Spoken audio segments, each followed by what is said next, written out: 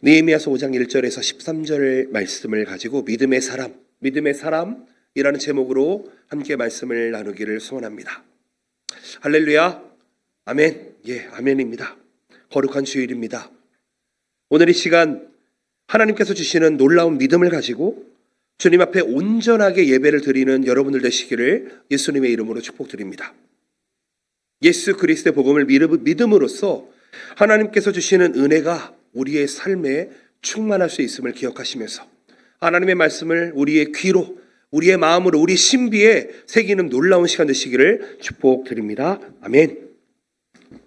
사람에게는 각자의 인생이 있는 것 같습니다. 인생의 갈림길에서 수많은 선택을 하면서 그 결과대로 때로는 기뻐하기도 하고요, 때로는 슬퍼하기도 하면서 하루하루를 살아가고 있습니다. 아마 지금도 낙심 가운데, 절망 가운데, 또 아픔 가운데, 또 어떤 분은 기쁨 가운데 계시는 분이 있을 거라 생각이 듭니다. 그런데 우리가 생각을 해보면은 우리의 인생의 희로애락이 반드시 우리의 선택으로만 결정되는 것이 아니라는 것을 우리는 알 수 있어야 한다는 것입니다. 내가 아무리 열심히 하루하루 산다고 할지라도 천재지변이나 질병 혹은 국가적인 위기 상황이 발생했을 때 나의 선택이 어떠하다 할지라도 그것을 우리가 바꿀 수 없다는 것입니다. 최근에 우리는 여러 가지 소식을 듣고 있죠. 난카이 지진이 일어난다, 후지산이 폭발한다, 여러 가지 참 안 좋은 소식을 듣고 있습니다. 우리뿐만 아닌 것 같습니다. 일본에 있는 학생들이든 한국에 있는 학생들이든 이렇게 바라보면은요, 최근에 우리 젊은 청년들하고 또 한국에서 온 한동대 친구들하고 교제할 수 있는 시간이 있었는데 많은 고민을 가지고 있더라고요. 어떤 대학생들은 취업을 걱정합니다. 혹 취업을 하고 나면 내 집 마련이나 결혼에 대해서 고민하기도 할 것입니다. 여러분, 이런 고민들은 개인의 노력으로 100% 해결이 가능한 일들이 아니다라는 것입니다. 일거리는 없어지는 시대입니다. 집값이 천정부지로 치솟고 자녀의 교육에 참 많은 비용이 들어가는 시대를 살아가고 있습니다. 이것이 때로는 사회의 구조적인 문제로 생기기도 합니다. 그렇기 때문에 모든 세대가 그럴 수 있겠지만 특별히 앞으로 살아가는 우리의 후대들은 이 국가에 대해서 이끌어 나가는 지도자들에 대한 불만이 많이 높아지는 것 같기도 합니다.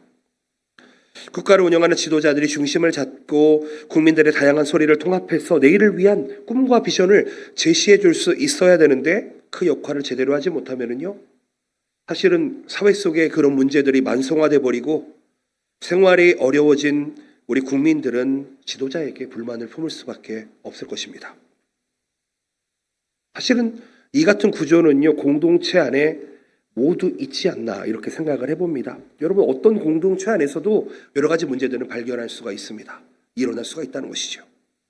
특별히 믿는 사람의 모임인 교회 안에서도 사실 여러 가지 문제를 보려고 하면 많이 찾아볼 수 있습니다. 교회에 나와서 예수 그리스도 안에서 코이노니아, 즉 교제를 나누면서 하나님 앞에 가까이 나아가고 하나님의 나라를 전하는 것이 목표가 되어야 되는, 목적이 되어야 되는 교회임에도 불구하고 혹 이 지체들 안에서 공동체에 대한 불만이 생기게 되면은 교회의 존재 이유가 무색하게 되는 갈등과 대립의 구조가 생기기도 한다는 것입니다. 제가 왜 이 말씀을 드리냐? 오늘 본문 말씀이 그렇습니다. 느헤미야 말씀 속에서도 느헤미야가 속한 유대인 공동체 안에 커다란 문제가 발생했다는 것입니다. 느헤미야를 계속 생각해 봅니다.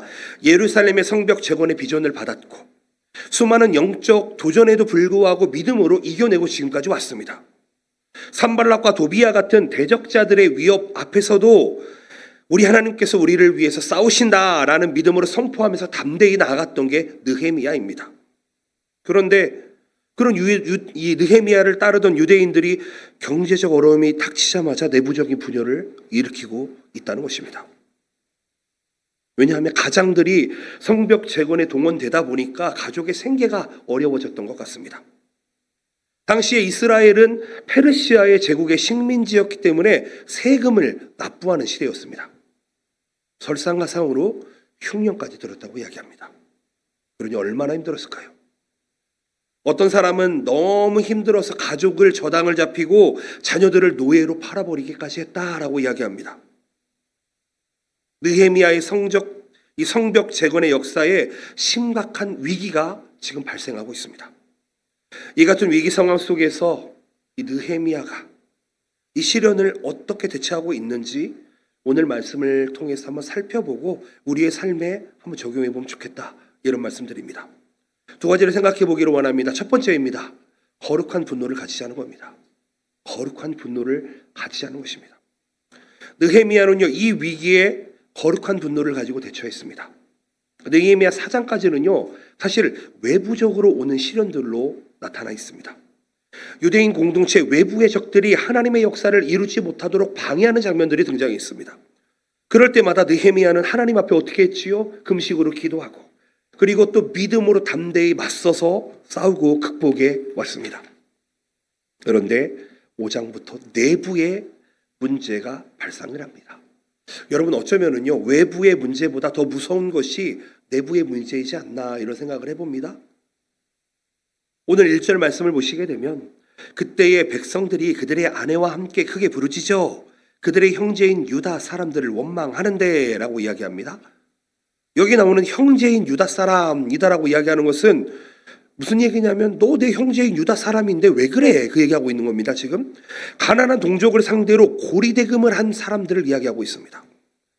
사실상 성경의 율법에 보면은요, 고리대금이라는 것을 금지하고 있습니다. 그런데 흉년이 들어서 물가가 오르게 되자 돈을 가진 사람들이 고리대금을 해서 생계를 유지하려 했다는 것입니다. 그러니 없는 사람은 얼마나 힘들까요? 가진 것이 없는 서민들은 양식을 구하기 위해서 자신의 집과 포도원을 저당 잡혀서 돈을 빌렸습니다. 높은 이자를 갚지 못해서 더욱 생활이 힘들어지는 악순환이 시작되어 버렸다는 것입니다. 급기야 더 이상 저당 잡힐 것이 없어지자 어떻게 합니까? 자신의 자녀들을 종으로 팔아버립니다. 그러면서 이렇게 이야기합니다.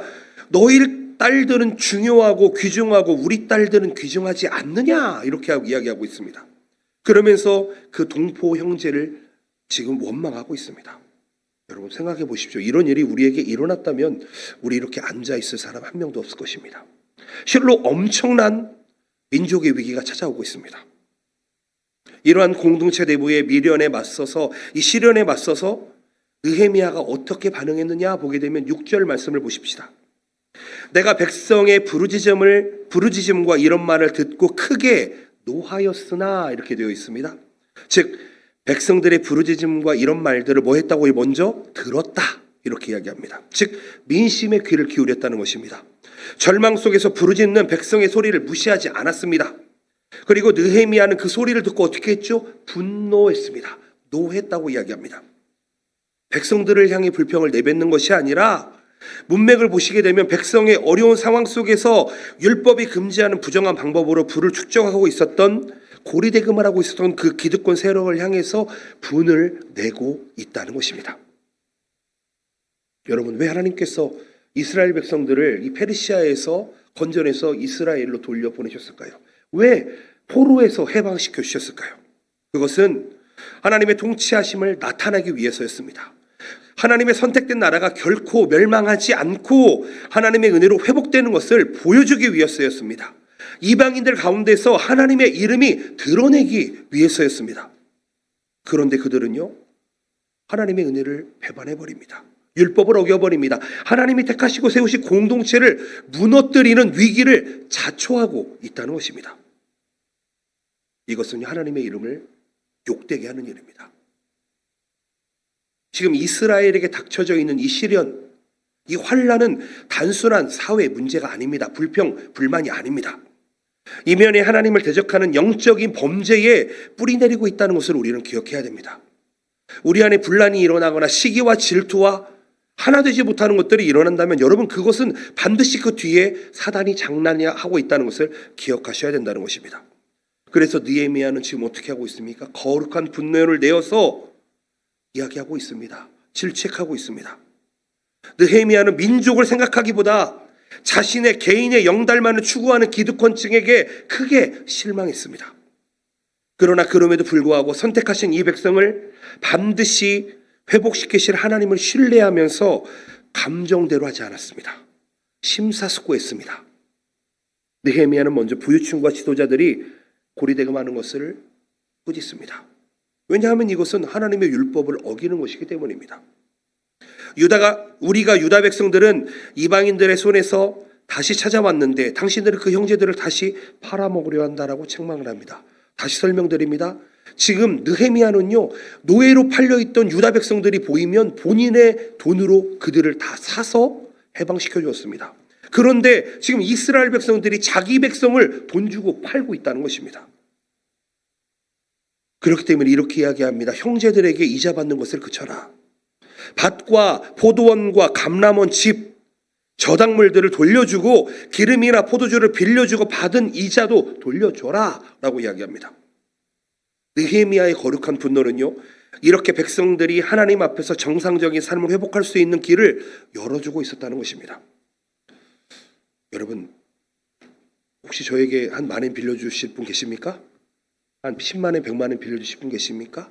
아마 쉽지 않을 것입니다. 가족들도요, 10만 원, 100만 원 빌려달라고 하면은 쉽게 빌려줄 수 없습니다. 왜냐하면 그만큼 가지고 있지 않으니까요. 여러분들에게 이러한 시련이 있다면 여러분들은 동포를 사서 해방시켜 주겠습니까? 아니면 이들을 나도 돈 주고 팔고 사고하시겠습니까? 그런데 이것이 잘못됐다라고 느헤미야는 분노하고 있습니다. 여러분, 일방적으로 분노라고 하면은 사실은 긍정적인 감정이기보다는 부정적인 감정으로 생각하기 좋습니다. 그런데 성경은요, 분노 자체를 나쁘다라고 이야기하지는 않습니다. 왜냐하면 분노라고 하는 것은 사실 인간이 가진 자연스러운 감정 중에 하나일지도 모르겠습니다.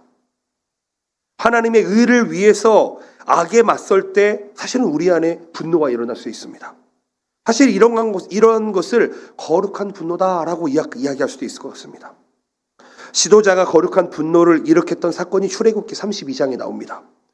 모세가 등장을 하는데 출애굽한 이스라엘 백성들을 다스릴 하나님께 계명을 받기 위해서 시내산에 올라가게 되지요. 그러자 모세가 빨리 내려오지 않습니다. 시간이 지체가 됩니다. 참지 못했던 이스라엘 백성들이 시간이 지체되니까 어떻게 됩니까? 불만을 터뜨립니다.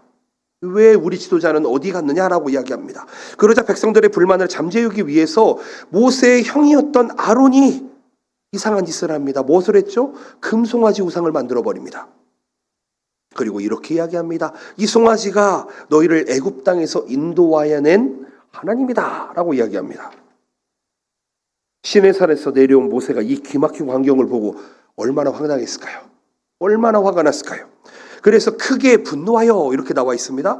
하나님께서 친히 마련해 주신 십계명 돌판을 던져서 깨뜨려 버립니다. 백성들의 가증한 우상 숭배로 인해서 하나님과 맺은 거룩한 약속이 깨져버렸다라는 의미, 그 행동입니다. 즉 하나님의 진노가 임했다는 것을 의미하는 것입니다. 그러냐 하나님은요, 이스라엘을 버리지 않으시는 분이십니다. 다시금 회개의 기회를 주시고 하나님의 백성으로 훈련시켜 주시는 분이십니다. 거룩한 분노가 일어날 때가 있습니다. 그런데요, 반대로 이 거룩한 분노가 아닌 나의 욕심과 욕망을 이루지 못할 때 솟아나는 분노가 있습니다. 아담에게는 두 아들이 있었지요. 아벨과 가인이 있었습니다. 하나님께 제사를 드렸을 때 하나님께서는 형인 가인의 제사를 받지 않습니다. 아벨의 제사만 받아들이셨습니다. 그랬더니 가인이 어떻게 합니까? 분에 차서 자기 동생을 쳐 죽이고 맙니다. 이렇게 남과 비교할 때 일어나는 분노, 내가 얻고 싶은 것을 얻지 못해서 일어나는 분노는 무서운 파괴력을 가지고 있습니다. 그런데 오늘날 크리스천들의 문제가 있는 것 같습니다. 그것은 자신의 분노는 살아있는데 거룩한 분노가 없지 않나 이렇게 생각해 본다는 것입니다. 나의 삶에 하나님과 말씀과 어긋나는 부분이 있게 되면, 즉 내가 신앙생활하는데 하나님의 말씀대로 살아가지 않을 때, 아직도 하나님께 순종하지 못할 때, 버리지 못한 죄가 있을 때 거룩한 분노가 일어나야 함에도 불구하고 자기에게는 관대합니다. 어디서부터 잘못됐는지를 찾아보아야 하는데 죄를 꾸짖어서 죄를 해결해야 되는데 그러지 못한다는 것입니다. 죄를 깨닫게 하는 말씀을 들으면서도 내 삶에 거룩한 분노가 일어나지 않는다. 여러분, 이게 문제이지 않을까요? 그것은 말씀을 마음에 새기지 않고 귀로 흘려보내는 일과 다르지 않다는 것입니다. 여러분, 말씀을 듣고 영적인 자극이 있었다면, 영적인 은혜가 있었다면 우리는 반드시 우리 안에 거룩한 분노가 일어나야 하는 줄로 믿습니다. 아멘이십니까? 우리의 삶에 개혁이 일어나야 합니다. 구원의 은혜는 단지 예수 그리스도를 영접하는 순간에 주어지겠지만, 내 삶이 하나님 앞에 기뻐하시는 산재물이 되기 위해서는 우리가 하루하루 우리는 영적으로, 그리고 우리의 삶 속에서 변화가 따라오지 않으면 안 된다는 것입니다. 그것을 성화라고 이야기합니다. 말씀이 우리 안에 들어오면은요, 반드시 우리 안에 버리지 못한 옛사람, 즉 죄와 충돌하게 됩니다. 저 또한 마찬가지입니다. 쳐서 복종시킨다는 사도 바울의 말씀이 뭔지 깨달아질 때가 참 많이 있습니다. 왜냐하면은요, 아직 젊은 목사입니다. 아직 혈기 많은 것 같습니다. 아직도 분이 일어날 때 있습니다. 거룩한 분노가 아니라 저 자신에 나오는 어떤 분노가 나올 때가 있습니다. 그런데 그때마다 우리가 해야 될 게 무엇입니까? 예수 그리스도의 십자가 앞에 나아가야 하는 줄로 믿습니다. 내 분노로 살아가는 것이 아니라 하나님께서 주시는 거룩한 분노가 우리 안에 회복되시기를 예수님의 이름으로 축복드립니다. 그 거룩한 분노를 통해서 우리 안에 있는 옛사람을 벗어버리고 새사람을 입을 수 있는 여러분들 되시기를 예수님의 이름으로 축복드립니다. 아멘. 두 번째로 생각해 볼 수 있는 것은 이것입니다. 믿음의 눈으로 문제의 본질을 파악해 봅시다 라는 것입니다. 계속 비슷한 메시지가 매주 이어지는 것 같습니다. 여러분, 느헤미야는요, 문제를 해결하기 위해서 큰 집회를 열었다라고 이야기합니다. 이곳에서 백성들 전체가 모인 자리에서 문제를 제기하고 공론화시킵니다. 백성들이 모두 모인 자리에서 잘못을 저지른 지도자들을 꾸짖습니다. 느헤미야는 지도자의 자리에서 백성을 이끄는 역할을 감당하는 사람입니다. 오늘날 여러 가지 삶을 보게 되면은요, 정치도 보게 되고 사회도 보게 되고 여러 가지 일들을 보게 되면 때로는 참 불의한 일들이 많이 일어나는구나라고 생각할 때가 있습니다.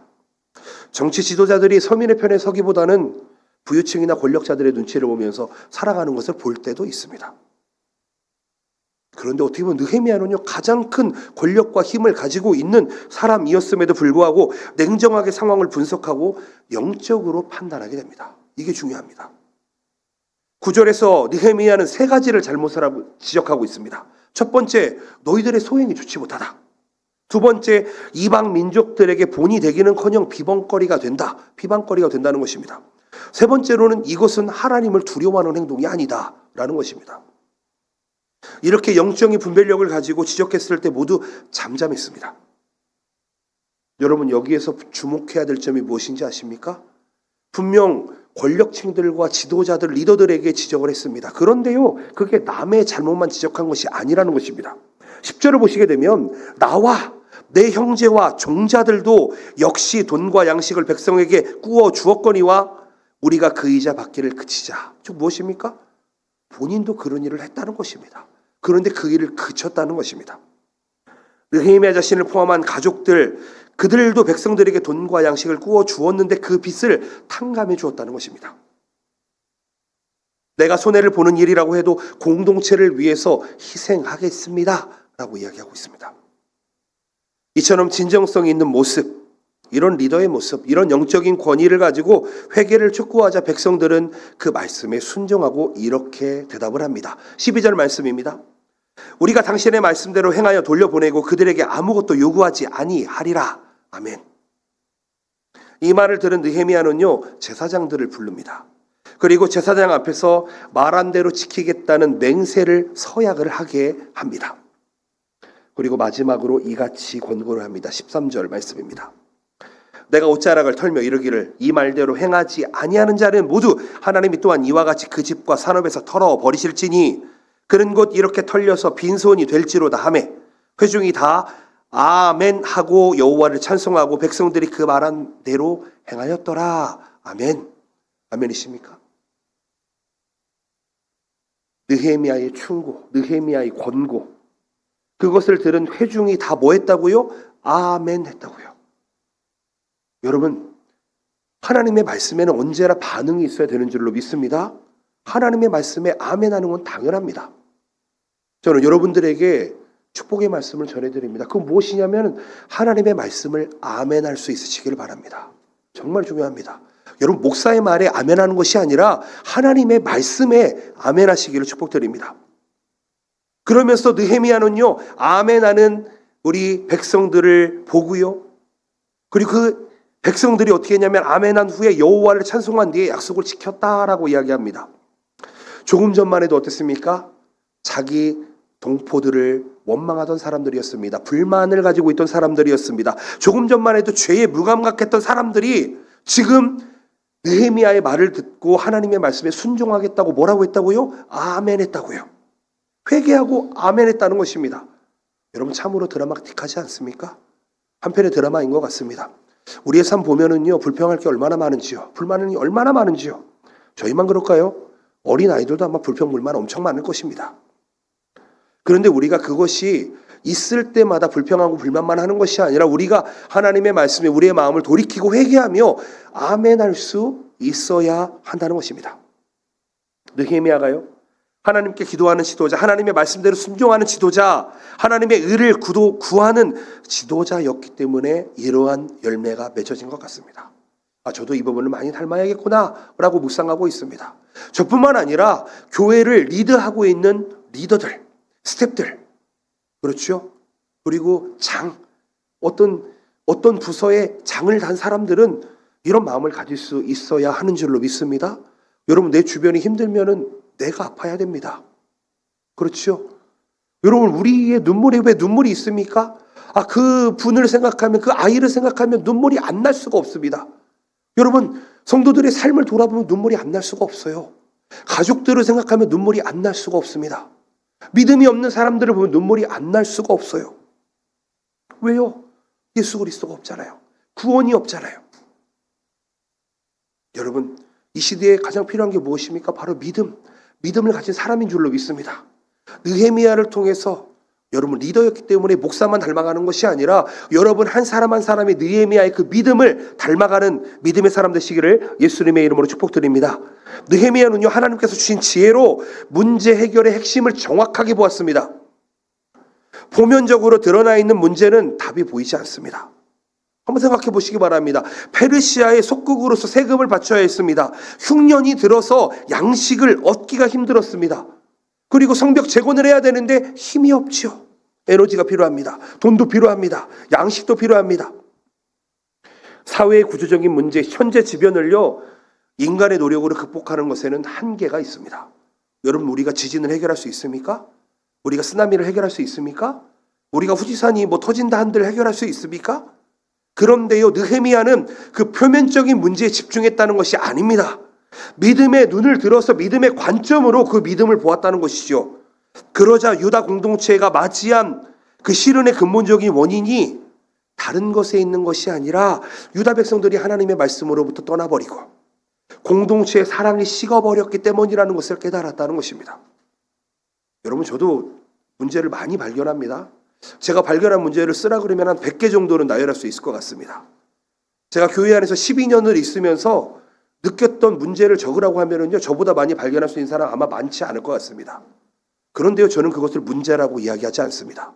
다만 지금 넘어서지 못하는 것일 뿐 우리 같이 기도하고 넘어설 수 있기를 기대하고 있습니다. 여러분 문제를 지적하는 건 누구나 할 수 있습니다. 그렇지요? 그런데 그 문제를 해결하려고 방법을 모색하고 기도하지 않는다면 그 문제는 영원히 해결되지 않습니다. 사랑하는 성도 여러분, 우리의 삶에는요 가정이나 교회나 우리가 속한 학교나 기업이나 직장이나 문제가 끊이지는 않습니다. 문제가 없는 곳이라면 한번 좀 하나님께 기도해 보시기를 바랍니다. 내가 잘 가고 있는 건지. 특별히 사회와 국가 많은 일들이 일어나고 있습니다. 그럴 때마다 사람들은 저 사람이 문제야. 이 악한 사회가 문제야. 정치가 문제야. 특정 정당이 문제야. 그러면서 나를 도와주는 사람은 정말 티끌도 만큼 없구나. 남탓만 하고 문제의 원인이 나라는 건 전혀 상관없는 먼 곳에서만 찾게 된다면 그에게는 사실은 소망이 없습니다.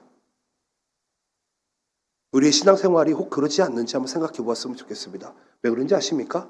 우리가 신앙생활을 하나님의 말씀으로부터 시작해야 되는데 세상의 것들을 가져와 가지고 세상의 잣대로 교회에서 판단할 때가 얼마나 많은지 모르겠습니다. 사랑하는 성도 여러분, 믿음의 눈을 들어 바라볼 수 있으시기를 바랍니다. 문제의 해답은요 결코 먼 곳에 있지 않습니다. 영적인 안목을 가지고 문제의 핵심을 올바로 파악할 수 있으면은요 그 문제가 내 안에 있음을 깨닫게 됩니다. 남에게 있는 이 티끌을 보지 마시고 내 안에 있는 들보를 볼 수 있으시기를 축복드립니다. 말씀을 맺기를 소망합니다. 이스라엘 백성들이요 왕조의 시대의 끝자락에 나라가 망해가는 그 시대에 절망과 고통 속에 있을 때 하나님께서는 선지자를 보내셨습니다. 이사야 선지자를 보내셨지요. 그리고 주신 말씀이 있습니다. 이런 말씀입니다. 이사야서 40장 28절에서 31절 말씀인데요. 이 말씀이 여러분들의 결론이 되시기를 축복드립니다. 함께 읽습니다. 시작. 너는 알지 못하였느냐? 듣지 못하였느냐? 영원하신 하나님 여호와 땅끝까지 창조하신 이는 피곤하지 않으시며 곤비하지 않으시며 명철이 한이 없으시며 피곤한 자에게는 능력을 주시며 무능한 자에게는 힘을 더하시라니 소년이라도 피곤하며 곤비하며 장정이라도 넘어지며 쓰러지되 오직 여호와를 앙망하는 자는 새 힘을 얻으리니 독수리가 날개치며 올라감 같을 것이요 다른 박질하여도 곤비하지 아니하겠고 걸어가도 피곤하지 아니하리로다. 아멘. 여러분 이 고백이 무엇입니까? 하나님께서 믿음의 사람에게 주는 축복인 줄로 믿습니다. 믿음의 사람이 가질 수 있는 아주 놀라운 축복이라는 것입니다. 하나님께서는 믿음의 사람을 이스라엘을 독수리가 날아오르듯 다시 일으켜 주신다는 약속인 것입니다. 아멘이십니까? 우리 가정이, 혹 내가, 우리 사업이, 우리 기업이, 우리 교회가 하나님을 앙망할 때, 하나님을 바라볼 때 이런 놀라운 역사가 일어날 줄로 믿습니다. 여러분 독수리는요 먹이사슬에서 가장 최정점에 있는 존재입니다. 아시죠? 그런 천적이 없는 새라고도 이야기합니다. 여러분 독수리 모습만 보시기 바랍니다. 그 이미지가 얼마나 강렬합니까? 그런데 하나님의 회복하심이 독수리 외모가 아니라 특별히 독수리의 비행 방식에 비유되고 있다는 것입니다. 왜냐하면 독수리가 날아가는 그 방법이 일반 새와는 다르기 때문입니다. 독수리는 수직으로 급강하고요. 그리고 급비상을 할 수 있는 새입니다. 먹이를 잡기 위해 내려갈 때에는요 날개를 접습니다. 그리고 공기의 저항을 줄이면서 무려 시속 240km로 내려간다고 합니다. 여러분 급강할 수 있습니다. 때로는 그 모습이 추락하는 것처럼 보이기도 하지만 먹이를 잡기 위해서 가장 빠르게 내려가는 자세인 것입니다. 그렇죠? 그런데 반대로 날아오를 때는요 로켓처럼 수직으로 쭉 날아오른다고 합니다. 보셨습니까? 이것은 날개 힘을 이용하는 것이 아닙니다. 날개짓을 하는 것이 아니에요. 날개를 편 채로 상승 기류를 타고 빠르게 쭉 올라가는데 그게 무려 시속 160km로 올라간다고 합니다. 여러분 바람을 이용해서 날아다니는 새. 그 비행하는 독수리는요 날개짓을 하느라 불필요한 에너지를 쓰지 않습니다. 소모하지도 않고 누구보다 빠르게 날아오르고 누구보다 높은 곳에서 먼 곳을 바라보며 탁월하게 사냥을 할 수 있다는 것입니다. 여호와를 앙망하는 자가 독수리와 같다고 이야기합니다. 아멘이십니까? 여러분 독수리는요 눈에 보이지 않는데요 그 기류를 느끼며 탈 수 있습니다. 다시 한번 말씀드립니다. 주님을 앙망하는 자는 독수리와 같이 날아오른다라고 이야기합니다. 아멘이십니까? 그렇다면 성령님의 능력이 우리의 눈에 보이지 않는데요. 우리가 그 하나님을 의지하며 살아갈 때에 놀라운 능력을 발휘하면서도 피곤하거나 지치지 않는 은혜를 우리가 탈 수 있다는 것입니다. 아멘이십니까? 사랑하는 성도 여러분, 쉼없이 찾아오는 우리 어려운 문제들 이제는 육신의 눈으로 바라보지 마시고요. 하나님이 주신 놀라운 영적인 분별력을 가지고 바라보시길 바랍니다. 믿음의 눈으로 바라보시길 바랍니다. 믿음의 눈을 들면 문제의 본질이 보이게 됩니다. 부모 자식의 문제, 여러분 그게 겉으로만 나타나는 문제입니까? 그렇지 않지요. 부부의 문제 절대 눈에 보이는 게 전부가 아닙니다. 여러분 성도들의 관계의 문제 똑같습니다. 내가 관계하는 문제들 한번 바라보시길 바랍니다. 그런데 믿음의 눈을 가지고 믿음의 사람으로 바라볼 수 있으시길 바랍니다. 하나님의 의를 위한 거룩한 분노를 가지고 여러분 그 거룩한 분노를 통해서 하나님께서 우리에게 주시는 놀라운 상승 기류를 타면서 성령 하나님께서 주시는 놀라운 바람을 타며 날아갈 수 있으시기를 예수님의 이름으로 축복드립니다.